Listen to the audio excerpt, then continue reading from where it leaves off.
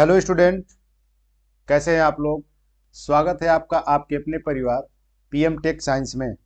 आज का हमारा वीडियो आईटीआई इलेक्ट्रीशियन से संबंधित थ्योरी के क्वेश्चन सॉल्व कराएंगे जो 2024 में होने वाले सीबीटी एग्जाम के लिए बहुत ही महत्वपूर्ण होंगे। और इस क्वेश्चन में जो भी आपको डाउट हो आप कमेंट जरूर करें, या जिस क्वेश्चन के बारे में आपको पता है उसको पहले सॉल्व करके आंसर मेंशन कर सकते हैं। तो ठीक है, आइए हम लोग स्टार्ट करते हैं। और स्टार्ट करने से पहले चैनल पर नए हो तो चैनल को सब्सक्राइब कर लें और वीडियो को ज़्यादा से ज़्यादा शेयर करें।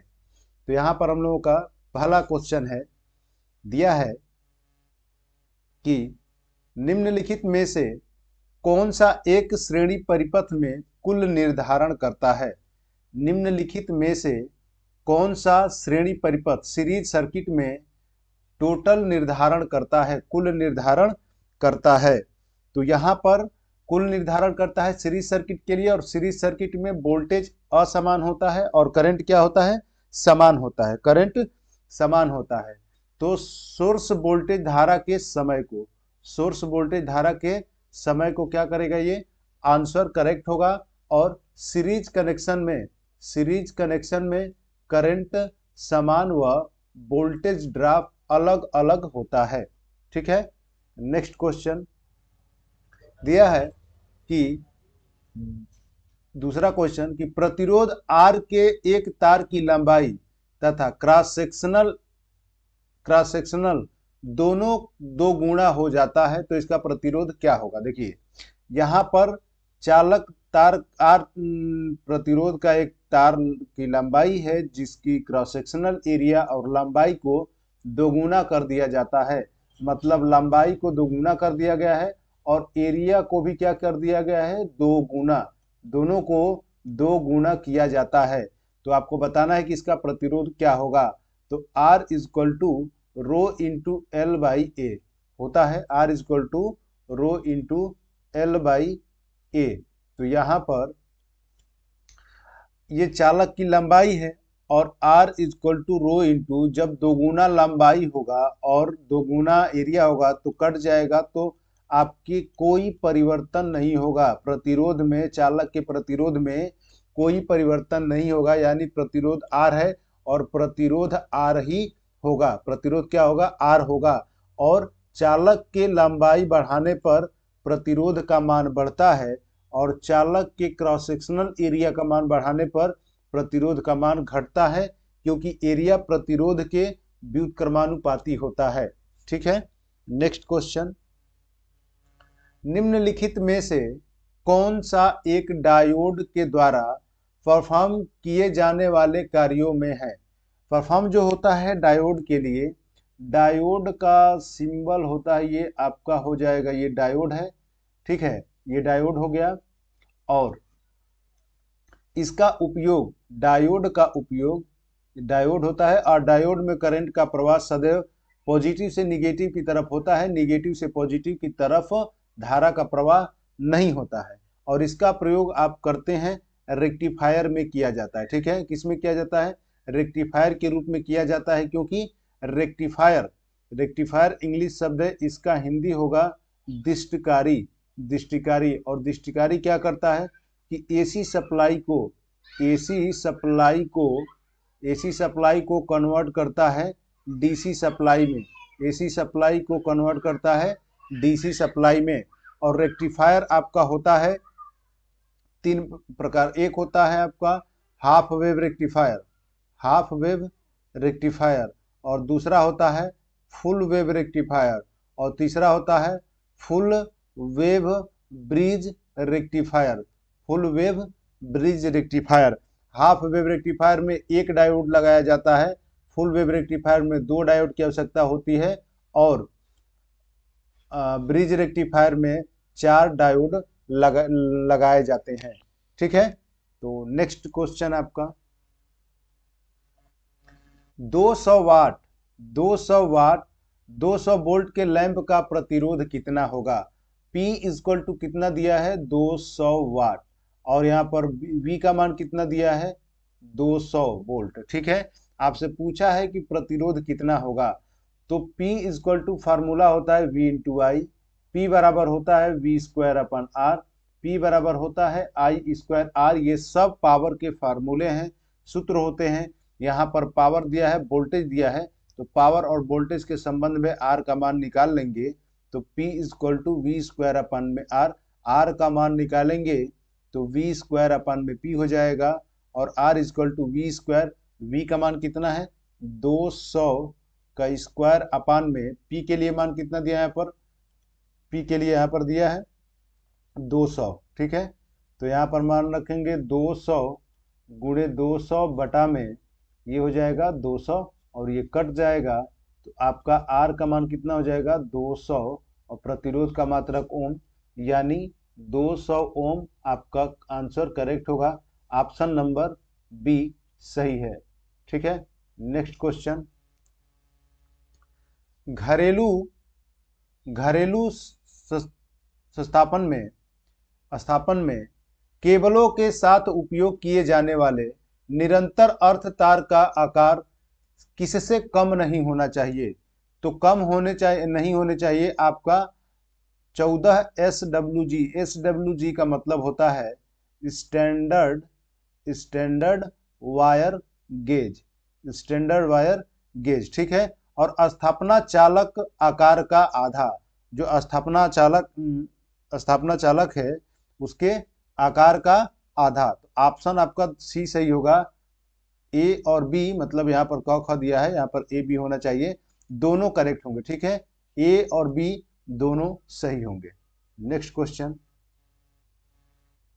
दिया है कि आईई इंडियन इलेक्ट्रिसिटी नियमानुसार संचालकों के बीच इंसुलेशन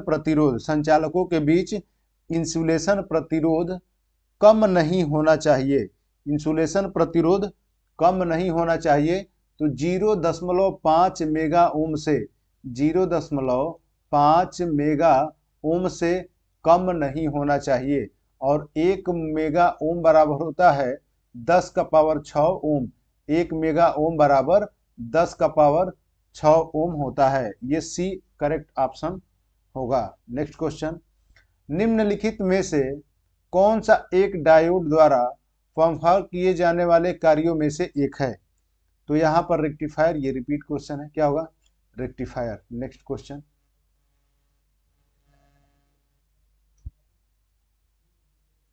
जब एसी वोल्टेज मापने के लिए मानक मल्टीमीटर का उपयोग कर रहे हैं, एसी वोल्टेज को मापने के लिए, प्रत्यावर्ती वोल्टेज को मापने के लिए मल्टीमीटर का प्रयोग कर रहे हैं, तो मल्टीमीटर किस प्रकार का माप इंगित करेगा, मल्टीमीटर किस प्रकार का माप इंगित करेगा, तो मल्टीमीटर आपका आरएमएस वैल्यू को मेजर करेगा। किसको मेजर करेगा, आरएमएस वैल्यू को मेजर करेगा, ठीक है। रूट मीन स्क्वायर वर्गमाध्य मूल मान को ये मेजर करेगा, ठीक। और वाटमीटर होता है तो वो एवरेज वैल्यू को मेजर करता है, वाटमीटर एवरेज वैल्यू को मेजर करता है, और मल्टीमीटर जो होगा वो किसको मानक उपयोग कर रहे हैं, तो ये आरएमएस वैल्यू को इंडिकेट करेगा, ठीक है। नेक्स्ट क्वेश्चन, एक मल्टीमीटर का उपयोग मापने के लिए किया जाता है, इसमें से मापने के लिए, किस मापने के लिए किया जाता है, किसको मापने के लिए, तो प्रतिरोध मापने के लिए, धारा मापने के लिए और वोल्टेज मापने के लिए उपयुक्त सभी मापने के लिए किया जाता है। प्रतिरोध, वोल्टेज और धारा माप सकते हैं। और मल्टीमीटर दो टाइप का होता है, एक होता है एनालॉग मल्टीमीटर और दूसरा होता है डिजिटल मल्टीमीटर, ठीक है। डिजिटल मल्टीमीटर, तो एनालॉग जो मल्टीमीटर है इसकी तुलना में डिजिटल मल्टीमीटर परफेक्ट रीडिंग देता है, ठीक है, परफेक्ट रीडिंग देता है, सटीक, एरर कम आएगा, डिफ्लेक्शन कम होगा, ठीक है। नेक्स्ट क्वेश्चन, एक 3 फेज 4 तार सिस्टम को आमतौर पर किसके लिए उपयोग किया जाता है, किसमें उपयोग किया जाता है, तो आपका किया जाता है सेकेंडरी वितरण में। किसमें किया जाता है, सेकेंडरी वितरण में, सेकेंडरी डिस्ट्रीब्यूशन, सेकेंडरी डिस्ट्रीब्यूशन। जैसे आपका देखिए 3 फेज 4 वायर का सिस्टम क्या है कि अगर कोई ट्रांसफार्मर डेल्टा स्टार है, ठीक है, ये प्राइमरी होगा और ये होगा आपका सेकेंडरी। तो यहाँ पर स्टार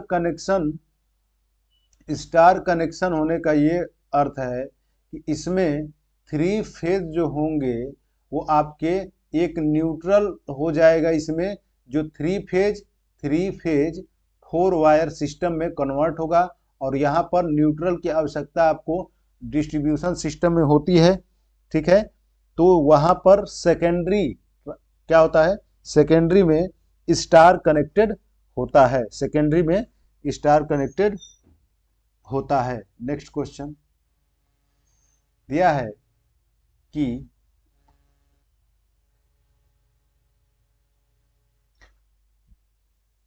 एक कैपेसिटिव परिपथ कैसा परिपथ है, तो आपका कैपेसिटिव सर्किट है, कैपेसिटिव सर्किट है। धारा प्रवाह क्या होगी जब कैपेसिटर के आर पार डीसी वोल्टेज सोर्स वोल्टेज के लगभग बराबर हो। जैसे कोई कैपेसिटर है और इससे जो वोल्टेज दिया गया है, वोल्टेज जो दिया गया है, इस कैपेसिटर के आर पार जो वोल्टेज है दी गई वोल्टेज सोर्स के बराबर है, तो वोल्टेज मतलब प्रवाह के लिए आपका हाई वोल्टेज से लो वोल्टेज होना चाहिए, ठीक है। उच्च विभव से निम्न विभव की ओर धारा प्रवाह होता है। अगर ये दोनों बराबर हैं तो लगभग बहुत ही कम धारा प्रवाह होगा, मतलब थोड़ा सा धारा प्रवाह करती है। ये बी ऑप्शन होगा, बहुत थोड़ा सा धारा प्रवाह करती है।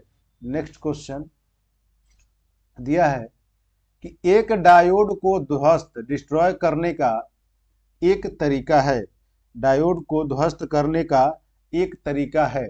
डायोड को ध्वस्त करने के लिए फॉरवर्ड दिशा में धारा सीमा को अत्यधिक करना, धारा सीमा फॉरवर्ड वाइज में बढ़ा दीजिए। फॉरवर्ड वाइज क्या होता है कि जैसे ये आपका ये डायोड है और डायोड का ये सिरा आपका एनोड होगा और ये सिरा कैथोड यानी निगेटिव होगा, और इसको सेल के बैटरी से पॉजिटिव सिरा जो है पॉजिटिव से जोड़ दें, निगेटिव सिरा निगेटिव से जोड़ दें, तो ये आपका फॉरवर्ड बाइस कहलाएगा। क्या कहलाएगा? फॉरवर्ड बाइस। हिंदी में अग्र अभिनति। क्या होगा? अग्र अभिनति, ठीक है, फॉरवर्ड बाइस कहलाएगा। और इसी अगर बैटरी को हम उल्टा कर दें, इस बैटरी को अगर उल्टा कर दें, ये सेम पोलरिटी प्लस को प्लस से माइनस को माइनस को जोड़े हैं, तो ये आपका फॉरवर्ड बाइस होगा। और विपरीत पोलरिटी हो जाएगा, मतलब प्लस को बैटरी उल्टा कर दें तो ये इधर जुड़ जाएगा और ये इधर, मतलब कि अगर प्लस को माइनस से और माइनस को प्लस से जोड़ दें तो वो आपका कहलाता है रिवर्स बाइस। और रिवर्स बाइस में धारा का प्रवाह नहीं होता है। तो फॉरवर्ड बाइस में करंट का मान इतना ज़्यादा बढ़ा दीजिए कि डायोड जो होगा वो क्या हो जाएगा? डिस्ट्रॉय हो जाएगा। तो कौन सा इसमें ऑप्शन सही होगा? आपका ऑप्शन सही होगा ए, ठीक है, ए करेक्ट ऑप्शन होगा। Next question, single core cable को आम तौर पर के कारण आर्मरिंग के साथ प्रदान नहीं किया जाता। आर्मरिंग के साथ जो केबल होते हैं, आपके केबल जो होते हैं वो 6 लेयर यानी कंडक्टर हो जाएगा आपका, ये इंसुलेशन होता है, ठीक है। ये होगा एम मेटेलिक शीट, उसके बाद बेडिंग का नंबर आता है, उसके बाद आर्मरिंग होगा, उसके बाद क्या होगा? सर्वेइंग होगा, ठीक है, सर्वेइंग होगा। तो इसमें आर्मरिंग के साथ प्रदान नहीं किया जाता है, आर्मरिंग के साथ प्रदान नहीं किया जाता है। तो आर्मर को अत्यधिक हानि से बचाने के लिए, आर्मर को अत्यधिक हानि से बचाने के लिए, आर्मर को अत्यधिक हानि से बचाने के लिए, ठीक है। नेक्स्ट क्वेश्चन दिया है कि एक परिपथ पर लगाया गया वोल्टेज क्या होगा। क्या ज्ञात करना है आपका? वोल्टेज, जिसमें 0.5 एम्पियर, आई का मान कितना दिया है? 0.5 एम्पियर, 10 वाट उत्पन्न हो रहा है, मतलब P का मान कितना दिया है? 10 वाट उत्पन्न हो रही है। तो इसमें वोल्टेज क्या होगा? तो वोल्टेज आपका इससे फार्मूला होता है P = VI। P का मान दिया है 10 वाट, V का मान दिया है, V का मान ज्ञात करना है, और I का मान कितना है? 0.5। डिवाइड करेंगे तो 10 बटा में 0.5 बराबर कितना हो जाएगा v, ऊपर नीचे 10 से गुणा कर दीजिए तो 100 बटा में कितना हो जाएगा 5, और ये टोटल आ जाएगा आपका 20। तो कितना वोल्टेज हो जाएगा 20 वोल्टेज, यानी 20 वोल्ट होगा। ठीक है, नेक्स्ट क्वेश्चन कह रहा है कि यदि एक वोल्ट मीटर 112.112.68 यदि वोल्टेज का सही मान 112.6 वोल्ट हो, वोल्टेज का सही मान जो है, ये आपका जो वोल्टेज की रीडिंग है ये आपका 112.6 वोल्ट, ये सही मान है। ठीक है, कैसा है, ये सही मान है। तो स्टैटिक्स त्रुटि क्या है, देखिए यदि एक वोल्ट मीटर इतना वोल्टेज पढ़ता है, ठीक है, इतना वोल्टेज पढ़ता है, जबकि एक्चुअल मान कितना है 112.6, यानी जैसे मान लीजिए कि आप कोई सामान खरीद के लाते हैं और उस एक पेन का जैसे मान लीजिए कि मूल्य 10 रुपया है और उसने आपको 12 रुपये में दे दिया, कितने का नुकसान हुआ, 2 रुपये का।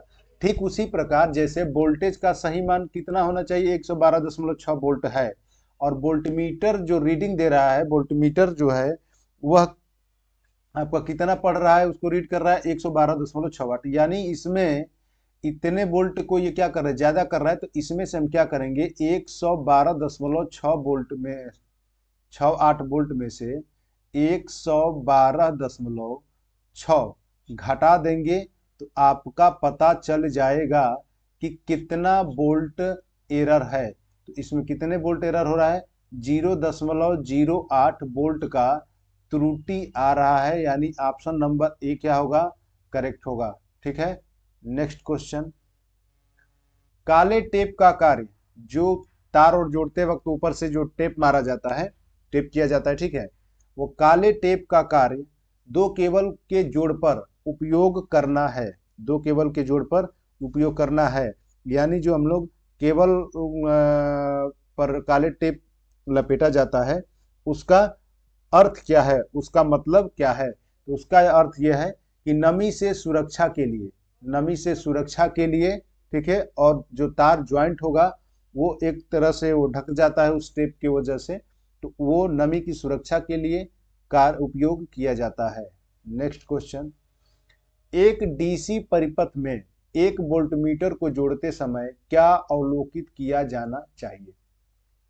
वोल्टमीटर को जोड़ते समय डीसी परिपथ में क्या अवलोकित किया जाना चाहिए।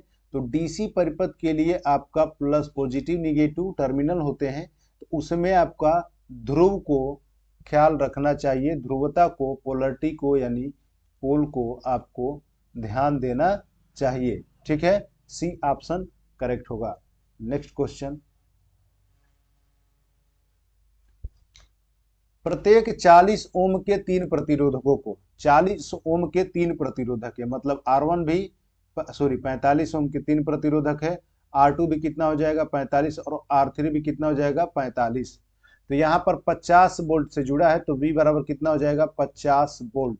पूछा है कि ताप कितनी, मतलब यहाँ पर ताप के जगह यानी वाटेज आपका बताना है, आपको पावर का मान बताना है। ठीक है, तो यहाँ पर 3 प्रतिरोधक श्रेणी में जुड़े हैं, तो कुल प्रतिरोध कितना हो जाएगा 3 गुणे ये हो जाएगा आपका 135 ओम। टोटल कितना होगा, सबको जोड़ेंगे सीरीज में, सीरीज में जोड़ने के लिए क्या होता है R1 प्लस R2 प्लस और R3, और इक्वल सेम प्रतिरोध, 3 प्रतिरोध हैं और सभी सेम वैल्यू के हैं, तो N इंटू R से निकाल लेंगे, मतलब 3 प्रतिरोध और एक प्रतिरोध का मान जो दिया है वो 45 दिया है। ठीक है, और यहाँ से P इक्वल टू R का मान दिया तो V अपन R से निकाल लेंगे, V स्क्वायर अपन क्या हो जाएगा R, V स्क्वायर अपन R से निकालेंगे तो ये हो जाएगा 50 का स्क्वायर अपान में 135, 50 गुणे 50 बटा में 50 बटे में 50 गुणे 50 बटा में कितना हो जाएगा 135। ठीक है, तो यहां से इसको हम कटा देंगे 5 से, तो 5 बटा 10, 5 7 35 हो जाएगा, और यहाँ पर इसको कटा देंगे तो आपका मान आ जाएगा 18.5 वाट आएगा लगभग। ये आपका डिवाइड करने पर 18.51 समथिंग कुछ आएगा, यहाँ पर 18.5 वाट दिया है। ठीक है। नेक्स्ट, 1 मीटर लंबाई के एक चालक 50 मीटर प्रति सेकंड वेग से 1.5 वेबर प्रति मीटर स्क्वायर फ्लक्स घनत्व के एक समान चुंबकीय क्षेत्र के लिए समकोण पर घूमता है, मूव करता है, तो प्रेरित ईएमएफ का मान बताइए। देखिए यहां पर क्या हो जाएगा कि E इक्वल टू, ठीक है, E इक्वल टू, अब यहां पर लंबाई कितना दिया है 1 मीटर, वेग कितना दिया है V इक्वल टू दिया है 5 मीटर प्रति सेकेंड, और इसका मान दिया है B का मान दिया है 1.5 वेबर प्रति मीटर स्क्वायर, ठीक है। अब यहां से मान निकालेंगे चुंबकीय समकोण यानी थीटा का मान कितना है 90 डिग्री मूव करता है, तो E इक्वल टू होगा आपका VL साइन थीटा, ये होता है फार्मूला। मान रखेंगे तो 1.5 गुणे L का मान कितना है 1, V का मान है 50 मीटर प्रति सेकेंड है, ये 50 मीटर प्रति सेकेंड, और साइन थीटा का मान कितना हो जाएगा 90 डिग्री। तो यहाँ पर देखिए गुणा करेंगे इसमें तो कितना हो जाएगा, गुणा करेंगे और एक अंक पे हो जाएगा दशमलव, और गुणे साइन 90 का मान कितना हो जाएगा, तो टोटल आपका E कितना आ जाएगा 75 वोल्ट। तो ऑप्शन नंबर कौन सा सही होगा, बी, ठीक है, 75 वोल्ट आंसर होगा। नेक्स्ट क्वेश्चन, एक लैंप का प्रतिरोध क्या होता है जो 120 मिली एम्पियर खींचता है। लैंप का प्रतिरोध आपको ज्ञात करना है जो करंट 120 मिली एम्पियर खींचता है। तो जब इसे 12.6 वोल्ट से जोड़ा जाता है, 12.6 वोल्ट से जोड़ा जाता है, तो यहाँ पर क्या हो जाएगा, जब इससे R का मान निकालेंगे तो R इक्वल टू होगा V अपन में I। तो यहाँ को मिली को चेंज कर देंगे यहाँ से, तो कितना हो जाएगा V का मान 12.6 और मिली को चेंज करेंगे तो ये हो जाएगा 120 गुणे मिली यानी 10 का पावर -3, ठीक है। और इसमें हम लोग गुणा करेंगे तो ये 12.6 गुणे 10 का पावर ऊपर चला जाएगा तो कितना हो जाएगा 3, अब बटे में 120, 12.6 और ये गुणा कर देंगे इसमें तो आपका हो जाएगा 12,600 और बटे में कितना हो जाएगा 120, ये कट जाएगा और इसको कटा देंगे तो 105 ओम आएगा, ठीक है। कितना आएगा 105 ओम, करेक्ट आंसर होगा। नेक्स्ट क्वेश्चन, विद्युत उपकरणों और वायरिंग की सुरक्षा किससे सुनिश्चित की जाती है। विद्युत उपकरणों और वायरिंग की सुरक्षा किससे सुनिश्चित की जाती है, इंसुलेशन से, अर्थिंग से, विद्युत परिपथ में फ्यूज निर्धारण करने से, उपरोक्त सभी आपका आंसर क्या है, सही है। नेक्स्ट क्वेश्चन, निम्नलिखित में से कौन सा कथन ओम नियम को व्यक्त नहीं करता है। निम्नलिखित में से कौन सा कथन ओम नियम को व्यक्त नहीं करता है, तो ओम नियम को व्यक्त नहीं करता है यानी V इक्वल टू क्या होता है RIR। आपको बताना है कि कौन सा कथन कौन सा व्यक्त नहीं करता है, तो व्यक्त नहीं करने वाले में आपका धारा बटे विभवांतर बराबर स्थिरांक, ठीक है। धारा अपान में विभवांतर बराबर क्या है दिया है कांस्टेंट, ठीक है, कांस्टेंट। इसके बाद दिया है कि विभवांतर बटे धारा, विभवांतर बटे धारा, तो ये कांस्टेंट हो गया। विभवांतर बराबर धारा, ये भी हो जाएगा। और I इक्वल टू R गुणे V नहीं होता है, यहाँ पर धारा बराबर प्रतिरोध गुणे विभवांतर नहीं होता है, ठीक है। यहाँ पर बताना है कि नहीं है, तो ये डी ऑप्शन करेक्ट होगा। नेक्स्ट क्वेश्चन दिया है कि 6 एम्पियर कुल धारा वहन करने के लिए डिजाइन किए गए 30 VAC के एक स्रोत से संचालन कर रहे एक समांतर परिपथ में सुरक्षा डिवाइस यानी फ्यूज विगलक क्या होगा जब प्रतिरोध अचानक 2 ओम तक बदलता है। अचानक 2 ओम तक बदलता है, तो देखिए 6 एम्पियर के धारा वहन करने के लिए डिजाइन किए गए 30 VAC के लिए स्रोत से संचालन कर रहे हैं, तो यहाँ पर समांतर परिपथ में सुरक्षा डिवाइस क्या होगा? जब प्रतिरोध अचानक 2 ओम तक हो जाता है, तो अचानक प्रतिरोध बढ़ने की स्थिति में 2 ओम हो जाने की स्थिति में इसका मतलब कि परिपथ जो होगा, फ्यूज जो होगा, वो क्या हो जाएगा? ओपन हो जाएगा। ठीक है, तो यहाँ पर क्या हो जाएगा? खुल जाता है। क्या होता है? खुल जाता है। नेक्स्ट क्वेश्चन, पावर केबल में संचालक का आकार किस पर निर्भर करता है? पावर केबल में संचालक का आकार किस पर निर्भर करता है? तो वहन की जाने वाली धारा पर। किस पर निर्भर किया जाता है? तो वहन की जाने वाली धारा पर। ठीक है, नेक्स्ट क्वेश्चन, आईई नियमानुसार, इंडियन इलेक्ट्रिसिटी नियमानुसार उपभोक्ता के परिसर में घोषित और वास्तविक वोल्टेज के बीच अधिकतम स्वीकृति भिन्नता कितनी होनी चाहिए? जो सप्लाई वोल्टेज होता है उसमें कितने परसेंट का वेरिएशन होता है? तो ±5% का वेरिएशन होता है। ±5% का वेरिएशन होता है। ठीक है, नेक्स्ट क्वेश्चन,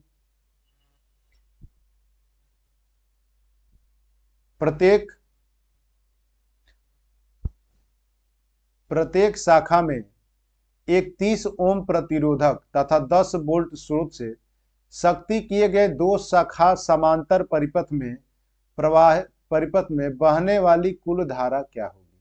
ठीक है, कह रहा है कि प्रत्येक शाखा में एक 30 ओम प्रतिरोधक तथा एक 10 वोल्ट स्रोत से अधिक शक्ति किए गए एक 2 शाखा समांतर में प्रवाहित धारा का मान कितना होगा? तो धारा का मान आपका यहाँ पर I इक्वल टू V अपान में R। V का मान कितना दिया है? 10, और यहाँ पर R का मान कितना हो जाएगा? 30। ये कट जाएगा 1/3 यानी 0.33 एम्पियर होगा। कितना हो जाएगा? 0.33 एम्पियर। नेक्स्ट क्वेश्चन, निम्नलिखित में से कौन सा ओमिक रेजिस्टेंस है? ओमिक रजिस्टर है। ओमिक रजिस्टर यानी ओमिक प्रतिरोधक है। निम्न में से कौन सा है? तो इसमें ओमिक जो है, ओमिक प्रतिरोधक क्या हो जाएगा? नाइक्रोम। ठीक है, क्या हो जाएगा? नाइक्रोम। नाइक्रोम ओमिक रजिस्टर है जो कॉइल बनाने में, हीटिंग एलिमेंट के कॉइल बनाने में उपयोग किए जाते हैं। हीटिंग एलिमेंट के कॉइल बनाने में उपयोग किए जाते हैं। डायोड रेक्टिफायर में उपयोग किया जाता है। यूनिडायरेक्शनल होता है और जर्मेनियम एक अर्धचालक होता है। और नाइक्रोम जो है निकिल प्लस क्रोमियम से मिल करके बना होता है। नेक्स्ट क्वेश्चन, एक साइनोसॉइडल फ्लक्स यानी फाई का मान है 0.02 वेबर। एक ट्रांसफार्मर सेकेंडरी कॉइल के, सेकेंडरी मतलब N2 का मान दिया है 55 टर्न, ठीक है, के साथ सप्लाई वोल्ट आवृत्ति का मान दिया है 50 हर्ट्ज। तो ईएमएफ का मान आरएमएस में ज्ञात करना है। ईएमएफ का आरएमएस मान क्या होगा?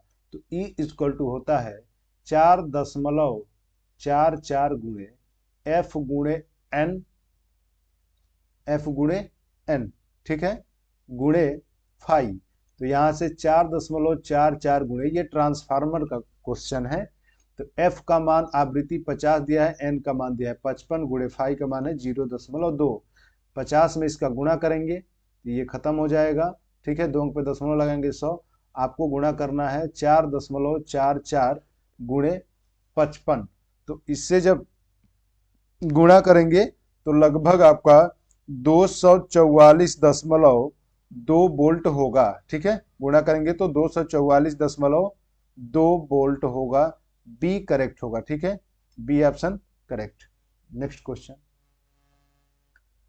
जब एक सामान्य परमाणु इलेक्ट्रॉन नष्ट होता है, जब एक सामान्य परमाणु इलेक्ट्रॉन नष्ट होता है तो यह होता है, जब सामान्य परमाणु इलेक्ट्रॉन नष्ट होता है तो यह होता है, तो कैसा होता है?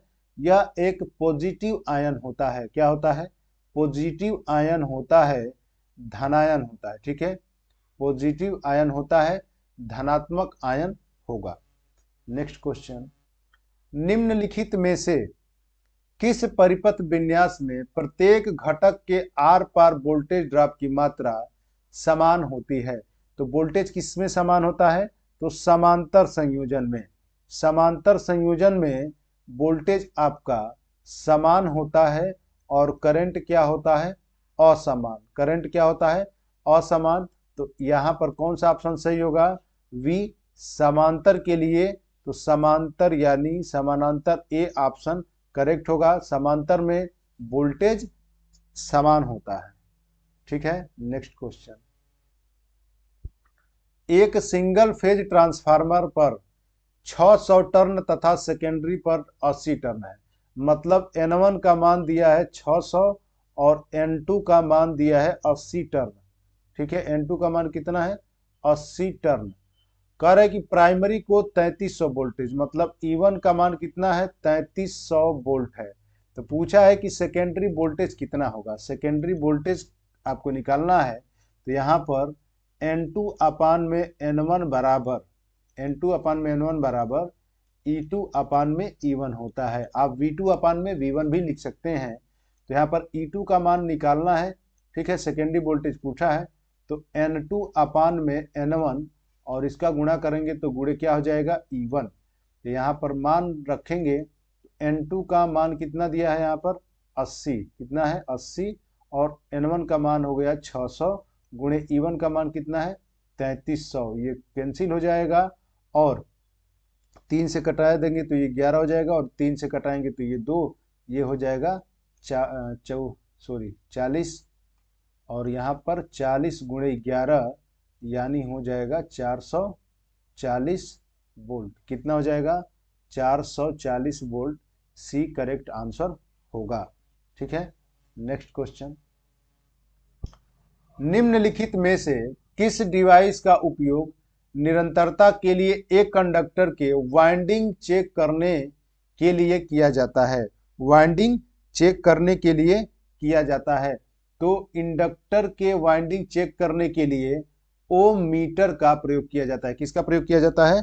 ओम मीटर का प्रयोग किया जाता है। Next question.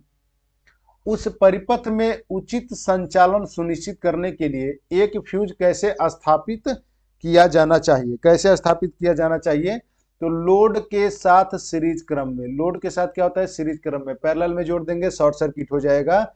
और फ्यूज हमेशा फेज में जोड़ा जाता है। और किस क्रम में जोड़ा जाता है? तो श्रेणी क्रम में जोड़ा जाता है। और डीसी होता है तो उसमें फ्यूज आप लगाते हैं पॉजिटिव सिरे में, और स्विच को भी लगाया जाता है पॉजिटिव सिरे में। और एसी सिस्टम में फ्यूज लगाया जाता है फेज में और स्विच लगाया जाता है फेज में, यानी लोड के साथ श्रेणी क्रम में संयोजित किया जाएगा। Next question. निम्नलिखित में से कौन सा एक वोल्टमीटर के लिए उपयुक्त है? निम्नलिखित में से कौन सा एक वोल्टमीटर के लिए उपयोग है? तो वोल्टमीटर के लिए क्या उपयुक्त होगा? तो वोल्टमीटर क्या करता है? विभव मापता है, विभवांतर को मापता है। और अमीटर क्या मापता है? अमीटर और करंट को मापता है। किसको मापता है? करंट को मापता है। ठीक है, A ampere meter. Next question. N type अर्धचालक में अल्पसंख्यक आवेश के संकेंद्रण मुख्य रूप से निर्भर करते हैं। तो देखिए एन जो होता है, एन में मेजॉरिटी कैरियर में इलेक्ट्रॉन की संख्या ज्यादा होती है। और इसमें आप 5 मतलब पेंटावायलेंट संयोजकता के जो भी तत्व होते हैं उनको मिला करके एन टाइप अर्धचालक बनाया जाता है सिलिकॉन व जर्मेनियम के साथ। यहाँ पर उस क्रिया को हम लोग डोपिंग कहते हैं और शुद्धि मिलाने की क्रिया डोपिंग कहलाती है। ठीक है, नेक्स्ट क्वेश्चन। ट्रांसफार्मर का समीकरण है तो ट्रांसफार्मर का समीकरण 4.445 एन भी होगा, टी भी होता है। तो इसमें करेक्ट आपका 4.445 टी। ठीक है, नेक्स्ट क्वेश्चन। सर्विस फ्यूज का उपयोग किया जाता है।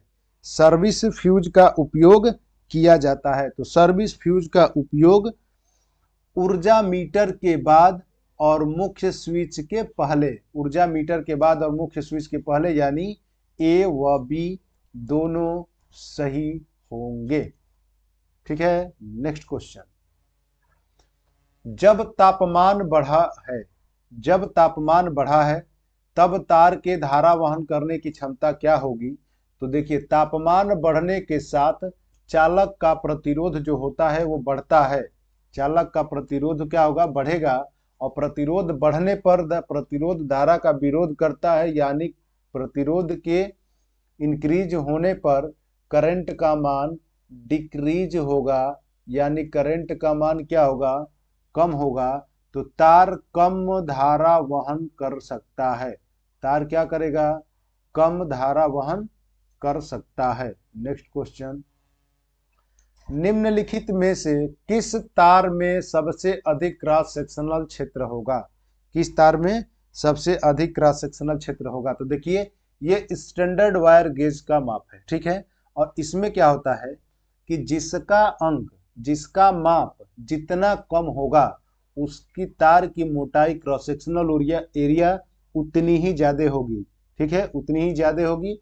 और ये अधिक कह रहा है, इसका मतलब कि जिसका SWG कम होगा वही क्रॉस सेक्शनल एरिया उसका क्या होगा? ज्यादा।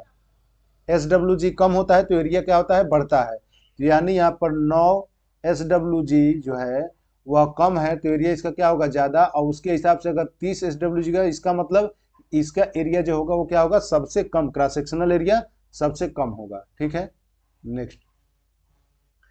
एक मैगर में टर्मिनल होते हैं। मैगर केबल के इंसुलेशन टेस्टिंग में इंसुलेशन रेजिस्टेंस माप में मैगर का उपयोग किया जाता है और इसमें 2 टर्मिनल होते हैं। कितने टर्मिनल होते हैं?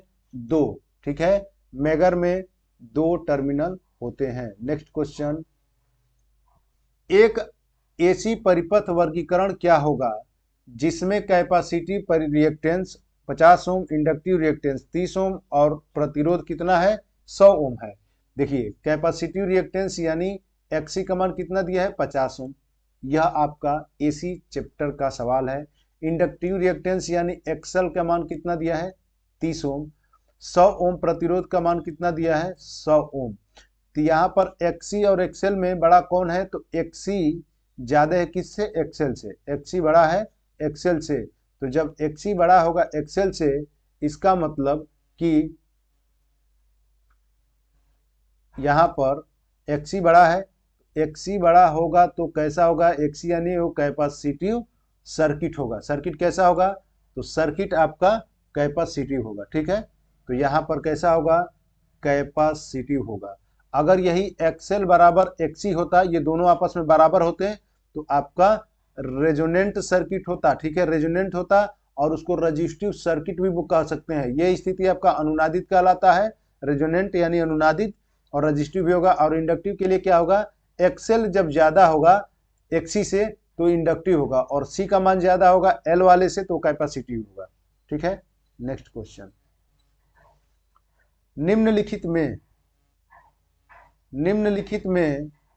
निम्नलिखित में से किसे अर्थिंग के लिए कम से कम प्राथमिकता दी जाती है? किसे कम से कम प्राथमिकता दी जाती है?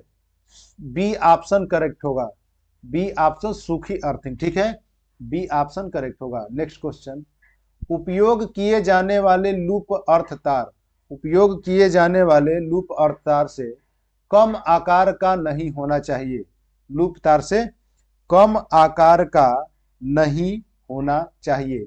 तो कम आकार के लिए नहीं होना चाहिए तो 14 SWG या उप परिपथ सब सर्किट, उप परिपथ सब सर्किट के तार के आकार का आधा। ठीक है, तार के आकार का आधा, इसको याद रखिएगा। Next question. यदि एक प्रतिरोधक का अचानक मान घटने लगता है, यदि एक प्रतिरोधक का अचानक मान घटने लगता है तो प्रतिरोधक से धारा होगी। तो प्रतिरोध जब घटेगा तो करंट का मान क्या होगा? बढ़ेगा। तो यहां पर क्या हो जाएगी? धारा बढ़ती है, धारा क्या होगी, बढ़ेगी। नेक्स्ट क्वेश्चन, विद्युत दाब या इलेक्ट्रोमोटिव फोर्स को मापने के लिए क्या इकाई है? तो इलेक्ट्रोमोटिव फोर्स को मापने के लिए जो इकाई है वह आपका वोल्ट होता है। क्या होता है? वोल्ट। एम्पियर किसको मापता है? तो धारा को।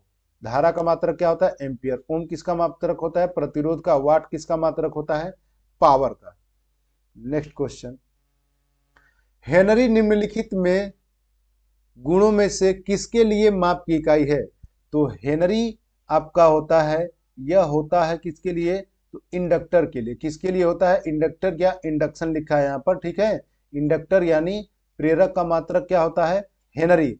प्रतिरोध का मात्रक ओम, कैपेसिटेंस का मात्रक होता है फैरेड, और रिएक्टेंस का भी मात्रक होता है ओम, ठीक है। नेक्स्ट क्वेश्चन, शक्ति कारक के कारण घटता है, पावर फैक्टर किसके कारण कम होगा? पावर फैक्टर किसके कारण कम होता है? तो इंडक्टिव लोड के कारण। इंडक्टिव लोड के कारण कम होता है, और पावर फैक्टर सुधारने के लिए कैपेसिटर का उपयोग किया जाता है। किसका उपयोग किया जाता है? कैपेसिटर का उपयोग किया जाता है। नेक्स्ट क्वेश्चन, 1000 माइक्रोवाट में कितने वाट होते हैं? सॉरी, 100 माइक्रोवाट है, 1000 नहीं है, 100 माइक्रोवाट में कितने वाट होंगे? तो देखिए 100 और माइक्रो का मतलब होता है 10 का पावर माइनस 6 वाट।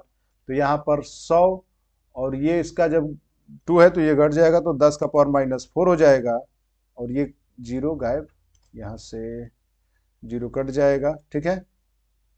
तो यहाँ पर हो जाएगा आपको कितना? 0.01 गुणे 10 का पावर माइनस 3 वाट। एक अंक यहाँ से हटा देंगे तो ये 0.1 और 10 का पावर 3 माइनस 3 किसके लिए होता है? तो मिली बराबर होता है। तो ये कितना होगा? 0.1 मिली वाट। 0.1 मिली वाट। नेक्स्ट क्वेश्चन, दूसरे कॉइल के द्वारा निर्मित फ्लक्स के परिवर्तन के कारण एक कॉइल में प्रेरित ईएमएफ कहलाता है। एक कॉइल में प्रेरित ईएमएफ कहलाता है। एक कॉइल में